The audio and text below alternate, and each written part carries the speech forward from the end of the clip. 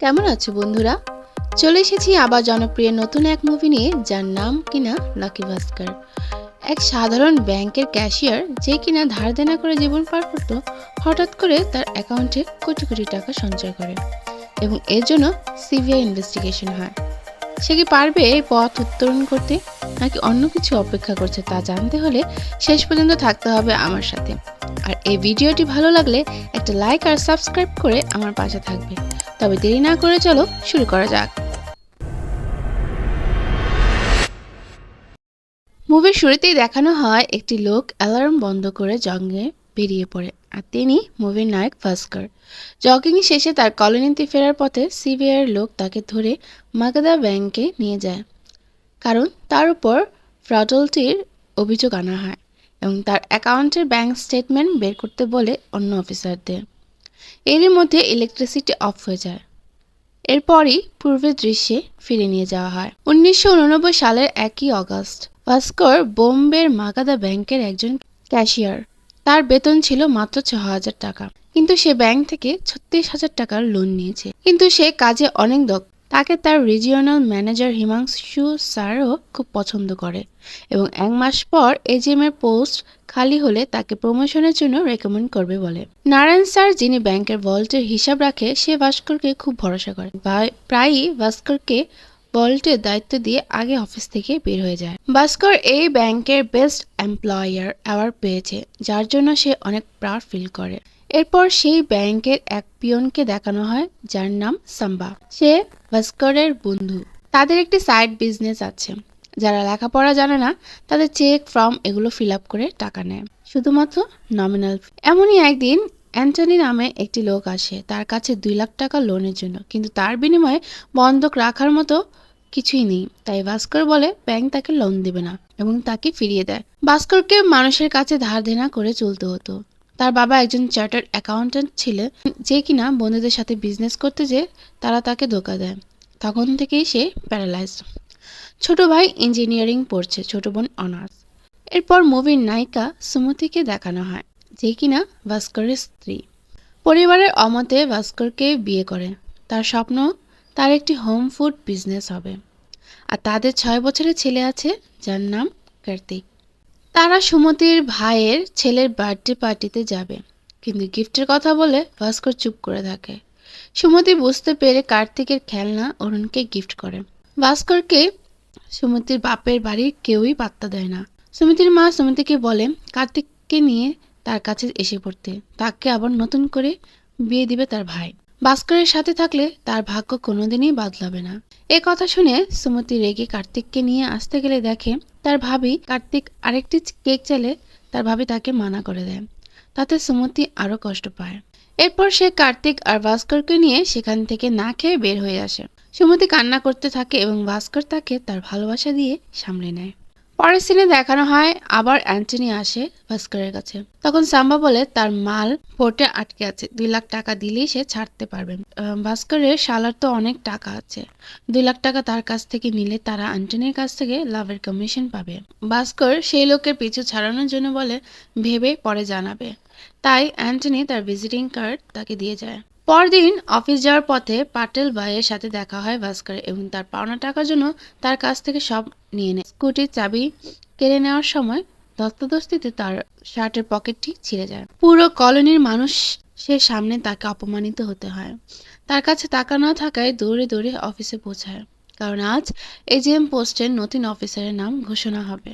কিন্তু সেখানে যেয়ে দেখে তার বদলে সুধীরকে এজিএম বানানো হয়। তাতে তার মন ভেঙে যায়। সবার তার জন্য অনেক খারাপ লাগে। হিমাংশু স্যারও বলে সে অনেক ট্রাই করেছে, কিন্তু জিএম এর সিদ্ধান্ত ছিল এটি।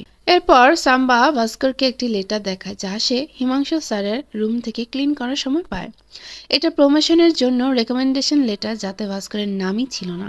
যা দেখে ভাস্কর খুব রেগে যায় এবং হিমাংশু স্যারকে দেখালে উল্টো ভাস্করকে বলে তার সাইড ব্যবসা এক প্রকার ক্রাইম, এটা জিএমকে জানালে তার চাকরি থাকবে না। তখন ভাস্কর তার পা ধরে ক্ষমা চায়, যাতে চাকরি চলে না যায়। অফিসাররাও তাকে ক্ষমা করে দেওয়ার জন্য বলে। এরপর সে হাসি মুখে সারাদিন অফিস শেষে সাম্বার সাথে বসে চা সিঙ্গারা খাওয়ার সময় অ্যান্টনি আসে। সাম্বা তাকে তাড়িয়ে দিতে নিলে ভাস্কর তাকে বসায় আর তাকে 2 লাখ টাকা দেয় এবং বলে লাভের 20% তাতে দিতে হবে। এরপর সাম্বা জানতে চায় টাকা কোথায় পেল সে। ভাস্কর বোল্টে টাকা রাখার আগে সেখান থেকে 2 লাখ টাকা সরিয়ে রেখেছে। একদিনে সে অনেক কিছু হারিয়ে ফেলেছে।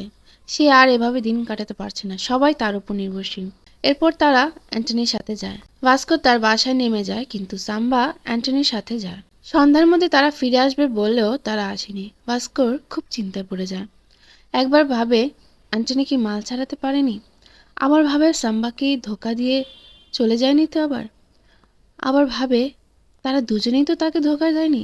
এসব ভাবতে ভাবতে সে ঘুমিয়ে পড়ে। হঠাৎ সুমতি তাকে ডেকে তুলে বলে সাম্বা ভাই এসেছে। সে ধীরে ধীরে সাম্বার গম্ভীর মুখ দেখে বোঝার চেষ্টা করে। অপরদিকে অ্যান্টনিকে না দেখেও টেনশনে পড়ে যায়। আস্তে আস্তে এগিয়ে যায়। অবশেষে তাকে দেখে সাম্বা হাসি দেয় এবং দূরে অ্যান্টনিকেও দেখতে পায়। অর্থাৎ তারা সাকসেস। ভাস্করও স্বস্তি পায় তাদের দেখে। সাম্বা বলে, ভাগ্যিস অ্যান্টনি ভাই সময় মতো এসেছিল, নয়তো এই 2 লাখ টাকা চুরি করে কি করতি তুই। তখন অ্যান্টনি বলে, ভাস্করই আমাকে কল করেছিল আসার জন্য। অ্যান্টনি তাদের 50,000 টাকা দেয় লাভের এবং অনেক ধন্যবাদ জানায়। অপরদিকে ভাস্করও তাকে জড়িয়ে ধরে কথা রাখার জন্য। এরপর তার সব ধার দেনা শোধ করে স্কুটিও ছাড়িয়ে আনে। পরের দিন অর্থাৎ সোমবার সবাই আসার আগে সে ব্যাংকে যেয়ে ভল্টে টাকা রেখে দেয়। এভাবেই তারা টাকা দিয়ে বিজনেস করে।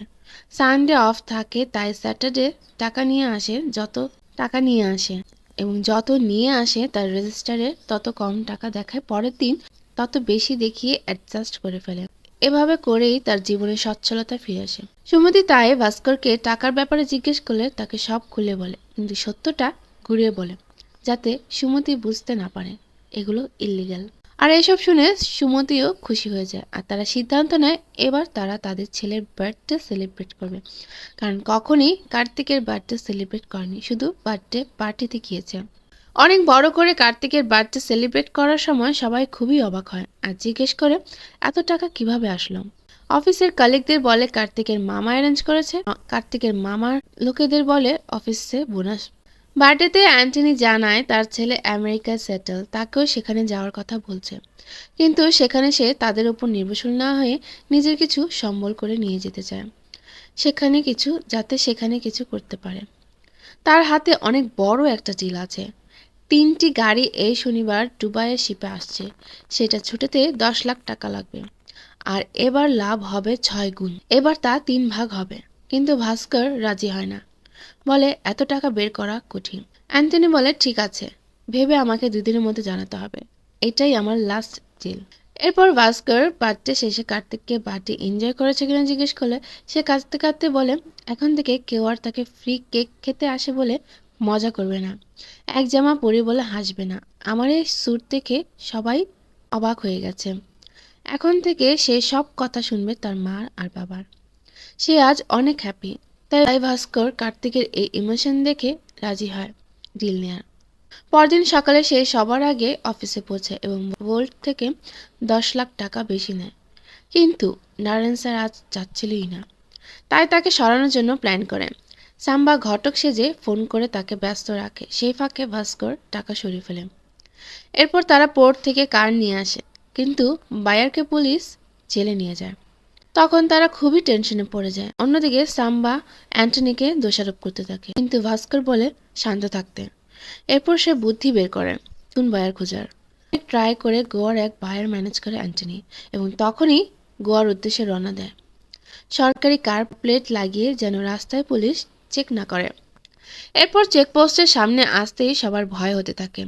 সামনে অ্যান্টনি গাড়ি পাস হয়। এরপর ভাস্কর সাম্বার গাড়িও ছেড়ে দিলে অন্যদিক থেকে আসা পুলিশের সাথে গায়ে লেগে যায়, যার জন্য তার গাড়ি আটকে দেয় এবং সবাই বিপদে পড়ে যায়। ভাস্কর গাড়ি থেকে নেমে বলে গাড়িতে ভিআইপি আছে। এরপরই গাড়ি থেকে নেমে আসে সরকারি এক নেতা। আসলে ভাস্কর রাস্তার ভিখারিদের সাজিয়ে নিয়ে আসে যাতে কোনো রিস্ক না থাকে। এরপর পুলিশ এমপি না কাউন্সিলর জিজ্ঞেস করলে তারা বিপদে পড়ে যায়। তখনই ভাস্করের গাড়ি থেকে বের হয়ে আসে সুন্দরী এক মেয়ে, পুলিশের অ্যাটেনশন অন্যদিকে ঘোরানোর জন্য। এরপর তারা পুলিশের কাছ থেকে ছাড়া পেয়ে বাইরের কাছে সেল করে অনেক লাভ করে। 20 লক্ষ টাকা এক একজন পায় আর ভিখারিদের 1 লাখ টাকা করে দেয় এবং তাতে তারা অনেক খুশি হয়ে যায়। এরপর তারা অ্যান্টনিকে এয়ারপোর্টে পৌঁছে দেয়। যাওয়ার সময় অ্যান্টনি তার কন্ট্যাক্ট নাম্বার ভাস্করকে দিয়ে যায়। এরপর ভাস্কর ব্যাংকে পৌঁছালে দেখতে পায় পুলিশের গাড়ি। ব্যাংকে সবাই এসে পড়েছে আর বলছে অনেক বড় স্ক্যাম হয়েছে, জিএম স্যার আসছে। ভাস্কর খুবই ভয় পেয়ে যায়, সে ধরা পড়ে গেল। সেখানে কাগজপত্র নিয়ে পুলিশের সাথে কথা বলছে এম স্যার এবং ভাস্করের দিকে ইশারা করে। পুলিশ ভাস্করের দিকে এগিয়ে আসে এবং এক পর্যায়ে তাকে সরে যেতে বলে এবং তাতে সে হাঁপ ছেড়ে বাঁচে। আসলে হিমাংশু আর সুধীরকে পুলিশ ধরে নিয়ে যায় তাদের ইললিগ্যাল অ্যাক্টিভিটির জন্য। তারা লোন দিতে কমিশন নিত। এরপর ভাস্কর তার সুটকেস রেখে বোল থেকে টাকা নিয়ে আসে। এর মধ্যেই জিএম স্যার তার কাছে এসে জিজ্ঞেস করে কিসের সুটকেস। সে বলে সে সরাসরি গ্রাম থেকে এখানে এসেছে, এখানে তার জামা কাপড়। জিএম স্যার বলে খুলতে, আর নারায়ণ স্যারকে বলে টাকা কাউন্ট করতে। ভাস্কর নার্ভাসে খুলতে পারছিল না এবং অবশেষে সে খুলে দেখায় জামা কাপড়। অর্থাৎ জিএম আসার আগে টাকাগুলো বের করে ট্রেতে রাখে, কিন্তু বলতে রাখার সময় পায় না। আর নারায়ণ স্যার হিসাব না মিললে ট্রেতে রাখা টাকাগুলো নিয়ে একসাথে হিসাব মেলায় আর জিএমকে বলে 50 লক্ষ টাকা। এরপর জিএম ভাস্করকে সরি বলে আর বলে অফিসে আর যা ঘটেছে এখন কাউকে আর বিশ্বাস করা যায় না। পরে সিনে দেখানো হয় ভাস্কর আর সাম্বা কথা বলছে। ভাস্কর বলে অনেক হয়েছে, এখন থামতে হবে। আজ যা হলো তা আমাদের জন্য রেড সিগন্যাল। কিন্তু সাম্বা রাজি হয় না। সে বলে সে একাই ব্যবসা করবে বলে চলে যায়, ভাস্করের কথা শুনে না। ভাস্কর সবার জন্য আলাদা আলাদা করে টাকা জমায়, কিন্তু তার ভাইকে বিদেশ পাঠানোর জন্য সব খরচ করে ফেলে। পরদিন অফিসে চেয়ারম্যান স্যার আসে আর ভাস্করকে দেখা করতে বলেন। ভাস্কর তার রুমে গেলে তার অনেস্টি আর সিনসিয়ারিটির জন্য তাকে প্রমোশন দিয়ে এজিএম বানায় এবং তার কি লাগবে জিজ্ঞেস করলে ভাস্কর বলে মারাঠি 800 গাড়িটি, যা তার অনেক দিনের শখ ছিল। গাড়ি নিয়ে সুমতিকে সারপ্রাইজ দেয় ভাস্কর, সে অনেক খুশি হয়। এরপর বর্তমান দৃশ্যে ফিরে আসা হয় আর ইলেকট্রিসিটিও এসে পড়ে এবং তার ব্যাংক স্টেটমেন্ট দেখে সিবিআই অফিসার অবাক হয়ে যায়। 100 কোটি টাকা তার অ্যাকাউন্টসে। হিসেব জানতে চাইলে আবারও পূর্বের দৃশ্যে নিয়ে যাওয়া হয়। 1990 সালে ব্যাংকের চেয়ারম্যান তাকে ডেকে হার্ষা ক্লায়েন্টের সব ট্রানজ্যাকশন তাকে হ্যান্ডেল করতে বলে। 1991 সালের জানুয়ারিতে সুরজ আসে ভাস্করের কাছে কাটারি ব্যাংকের বিয়ার অর্থাৎ ব্যাংক রিসিপ্ট নিয়ে, অর্থাৎ এক ব্যাংক থেকে অন্য ব্যাংকে লোন দেয়া। রিজার্ভ ব্যাংকের মাধ্যমে অনেক সময় লাগে, তাই ব্রোকারের মাধ্যমে লোন নেওয়া হয়। হার্ষা ব্রোকারি হিসেবে কাজ করে। মুক্তা ব্যাংক থেকে লোন হার্ষার অ্যাকাউন্টে নেয়, এরপর কাটারি ব্যাংকে ট্রান্সফার করে। সুরজ কাটারি ব্যাংকের কাগজ নিয়ে আসে এবং লোন রিপেমেন্ট একটু দেরি হবে বলে কনসিডার করতে বলে এবং সাথে একটি গিফট দিতে চায়, কিন্তু ভাস্কর তা রিজেক্ট করে। 1991 সালে 4 ফেব্রুয়ারি সুরজ লোন রিপেমেন্ট করতে এসে ব্যাংক স্টেটমেন্ট চাইলে 2 কপি আসায় 1 কপি ভাস্কর রেখে যায়। স্টেটমেন্ট দেখলে ভাস্কর দেখতে পায় মুক্তা ব্যাংক থেকে হার্ষার অ্যাকাউন্টে টাকা যায়, এরপর হাইগ্রো কোম্পানিতে ট্রান্সফার হয়, যা কিনা হার্ষার কোম্পানি। এরপর সে কাটারি ব্যাংকে যায় এবং তাদের সাথে কথা বলে তারা কোনো ইনফরমেশন দেয় না এবং ভাস্কর বুঝতে পারে তারাও ইনভলভ আছে। সেই সিদ্ধান্ত নেয় জিএমকে জানাবে, আর অপরদিকে সুরজ বুঝতে পারে ভাস্করের নাম্বার চায় তার সাথে সমঝোতা করার জন্য। এর মধ্যে কার্তিক স্কুল থেকে ফিরলে সুমতি বলে তার ফ্রেন্ড চকলেট চুরি করে খেয়েছে, তাকে অর্ধেক দেওয়া, সেও মিসকে কিছু বলেনি। কার্তিক বলে মিসকে বললে আমি কি পেতাম, না বলে তো অর্ধেক চকলেট পেয়েছি। এটা ভাস্করের কানে লেগে যায়, তাই সে সিদ্ধান্ত পরিবর্তন করে সুরজের সাথে দেখা করার সিদ্ধান্ত নেয়। এর আগে সে সেই হাইগ্রো কোম্পানিতে যায় এবং তাদের সাথে কথা বলে জানতে পারে হার্ষা তার লোকদের দিয়ে শেয়ার কিনে। কিনতে কিনতে যখন মার্কেট প্রাইস অনেক বেড়ে যায় তখন সে সেল করে দেয়। এরপর সুরজের সাথে ডিল করে বিয়ার ভ্যালুর 1% তাকে দিতে হবে ক্যাশ, আর শেয়ার ট্রেডের সকল ইনফরমেশন তাকে একদিন আগে জানাতে হবে বলে ডিল করে। এরপর সুরজ তাকে 25 লক্ষ টাকা দেয় এবং সেই টাকা সাদা করার জন্য সে আনোয়ারের সাথে দেখা করে। সেটাকে লটারি কোম্পানির সাথে পরিচয় করিয়ে দেয়। তারা 3% নেবে আর আনোয়ার 1% এবং 25 লক্ষ টাকার বিনিময়ে উইনিং টিকিট দেয় এবং সে পরদিন দেখায় সে লটারির টিকিট জিতেছে। সে শেয়ার ব্যবসা করে অনেক অনেক টাকা ইনকাম করে এবং লতা মেমকে বলে তার অ্যাকাউন্টে চেকগুলো জমা করে দিতে। এরপর তার বোনের বিয়ে ঠিক হয়, তাই সেই গোল্ড কিনতে জুয়েলারি শপে গেলে তাদেরকে পাত্তা দেয় না। চেক অ্যালাউ না বলে তাদেরকে তাড়িয়ে দেওয়ার চেষ্টা করে, তাই সে ব্যাংক থেকে টাকা তুলে দামি গাড়ি জামা কাপড় পরে সেখানে যেয়ে সব কিনে তাদের উচিত শিক্ষা দেয়। এরপর টাকা সাদা করার জন্য মানি লন্ডারিং এর আইডিয়া দেয় আনোয়ার। তাই সুমতির জন্য হোম ফুড কোম্পানি খোলে আর তার মাধ্যমে টাকা সাদা করে বাইরের দেশের সাথে। এর মধ্যে টাকার অহংকার তার মধ্যে চেপে বসেছে, সবার সাথে খারাপ ব্যবহার করে এবং তা নিয়ে সুমতির সাথে তার ঝগড়া হয়।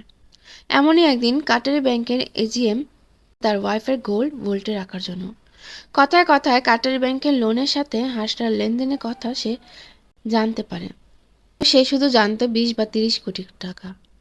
হাসরা তাদের সাইন আর সিল নকল করে লোন অ্যাপ্রুভ করেছে। পুরো দেশের অর্থনীতি কোলাপস করবে, তাদের সবাইকে জেলে যেতে হবে। এর জন্য সে স্ট্রোক করে মারা যায়। একদিন ভাস্করের বাবা ভাস্করকে দেখে বলে সে সব জানে। ভাস্কর অসৎ পথে টাকা উপার্জন করছে, এমনকি সুমতিকেও ব্যবহার করছে। এখনই এর লাগাম না টানলে সে বিপদে পড়ে যাবে। যা সুমতি শুনে ফেলে এবং এরপর থেকে সে তার সাথে কথা বলা বন্ধ করে দেয় এবং দোকান ভেঙে ফেলে আর বলে আমার আগের সাধারণ ভাস্কর চাই। এরপর ভাস্কর এই পথ থেকে সরে আসে, সবাইকে টাকা পয়সা দিয়ে সাহায্য করে, এমনকি তার গাড়িটাও নারায়ণ স্যারকে দিয়ে দেয়। সুমিতির ভাই ব্যবসায় লস করলে তাকে 60 লক্ষ টাকা দেয় এবং সাথে সাম্বাকেও লাভের 20% দিতে পারে, কারণ সাম্বাও লস খেয়ে জেলে গিয়েছিল। ভাস্করের ভাইকে বিদেশে টাকা পাঠায় বাড়ি কেনার জন্য। এরপরও সুমতি সেই আগের ভাস্করকে পেয়ে আবার তার সাথে রুম শেয়ার করে। সে আর কোনো লোন অ্যাপ্রুভ করে না, জিএম চেয়ারম্যান ফোন করে বললেও করে না। এরপর জিএম ডেকে ফোর্স করলে সে রেজিগনেশন লেটার দিয়ে চলে আসে। এরপরেই তাকে এখানে নিয়ে আসা হয়। সিবিআই অফিসার তার নামে অনেক মামলা হতে পারে বলে ভয় দেখায়, কিন্তু তাদের কথা না শুনলে তাকে ছেড়ে দিবে বলে তাকে জিএম আর চেয়ারম্যানের কাছে নিয়ে যাওয়া হয় এবং তারা বলে তারা তাকে ইউজ করেছে এবং চেকে 100 কোটি টাকা সিগনেচার করে দিতে, যাতে তাদের ব্যাংক বেঁচে যায়। সে সাইন করে চলে আসে। 2 দিন পর যখন চেক ভাঙাতে বলে তখন তারা জানায় অ্যাকাউন্ট ডিঅ্যাক্টিভেট। জিএম চেক করে বলে কিন্তু এখানে তো অ্যাক্টিভ দেখাচ্ছে। লতা ম্যাম বলে এটা মাস শেষে আপডেট হয়। আসলে ভাস্কর অ্যান্টনির সাথে যোগাযোগ করে আমেরিকার রেস্টুরেন্ট কিনে কালো টাকা সাদা করে তার বাবার সাহায্যে এবং সপরিবারে আমেরিকায় শিফট হয়ে যায় আর বাড়িটি তার বোনের নামে দিয়ে যায় এবং যাওয়ার আগে রিজার্ভ ব্যাংকে কমপ্লেন করে যায়, নিজেকে নির্দোষ করে তাদের ফাঁসিয়ে চলে যায়। তাদেরকে পুলিশ ধরে নিয়ে যায়। আমেরিকায় এখন সে সফল ব্যবসায়ী আর এখানেই মুভিটি শেষ হয়। সত্যি চুরিবিদ্যা মহাবিদ্যা, যদি না পড়ে ধরা। মুভিটি কেমন লাগলো আমাকে কমেন্ট করে জানাবেন আর ভিডিওটি ভালো লাগলে একটা লাইক আর সাবস্ক্রাইব করে পাশে থাকবেন। ধন্যবাদ।